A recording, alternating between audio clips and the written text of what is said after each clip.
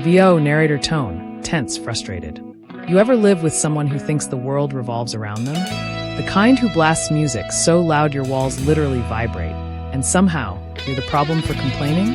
Well, I used to live with that guy, and when I tell you I made him wish he'd never touched that speaker again, I mean it. If you've ever had a roommate from hell, the kind who pushes you to your breaking point, hit that like button right now, because what you're about to hear might just be the most satisfying dose of petty revenge you'll ever experience. Setup: life in the noise zone. When I moved into that shared house, I thought it was temporary.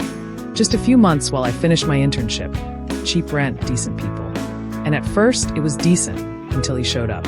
Let's call him Kyle, 30 years old, balding a little, always wearing this smug smirk that said, "I've given up on life, but I'll make sure you suffer too." He was older than everyone else in the house. The rest of us were students juggling work, study, and bills. Kyle, he didn't work. He freelanced, which I later found out meant sitting around in his underwear, blasting music like a club DJ on net. We're talking window rattling, floor shaking, can't hear your own thoughts kind of loud. At 2 a.m., on a Tuesday. At first, I tried being polite. I'd knock on his door and say, "Hey man, can you turn it down a bit? I've got class early." He'd smirk, lift one earphone off, and go, Yeah, sure bro." Then the door would shut, and he'd crank it up louder. That's when I realized this wasn't ignorance. It was power. He loved knowing he could control everyone's peace of mind. To make things worse, we shared a bathroom. And when I say shared, I mean I cleaned it, and he destroyed it. Toothpaste smeared on the mirror, hair clogging the drain. One morning, I found an empty beer can floating in the sink. It was disgusting. But worse than that, it was demoralizing. Because when you live with someone like Kyle, you start to feel small, helpless. Like no matter what you do, they'll always ruin it. I tried talking to the landlord, a middle-aged woman who lived out of town.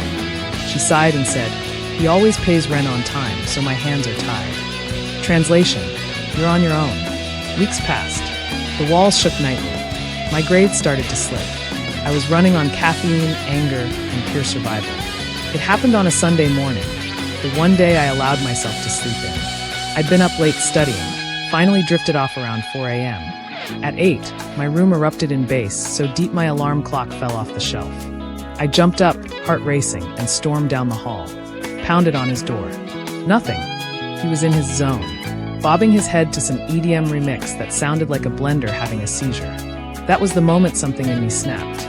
No more polite notes. No more knocking. If the landlord wouldn't stop him, I'd find another way.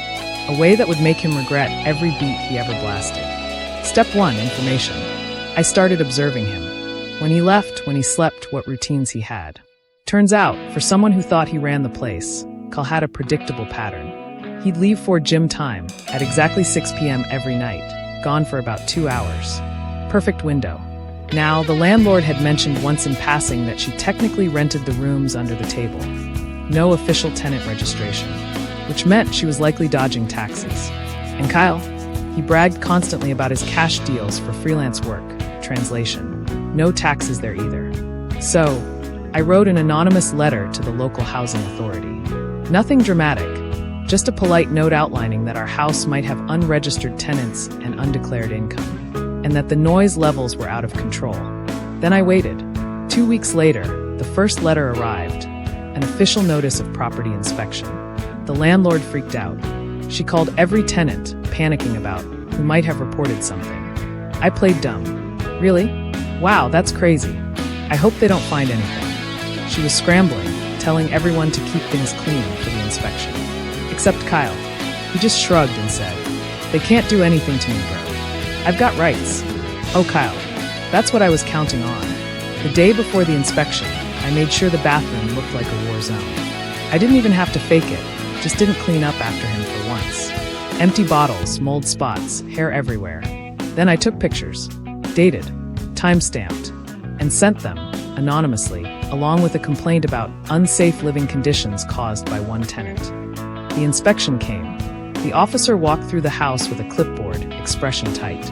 When he reached the bathroom, he stopped, took one look inside, and wrote something down. Hard. By that evening, the landlord showed up in person, for the first time ever. She went straight to Kyle's door, pounded like a cop, and shouted, "We need to talk now."